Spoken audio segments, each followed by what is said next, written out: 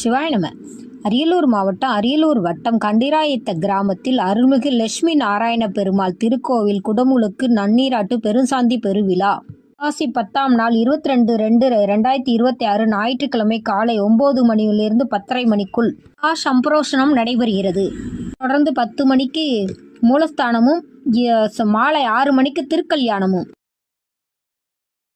செம்பியமாதேவி உத்தம சோழனுடைய தாயார்.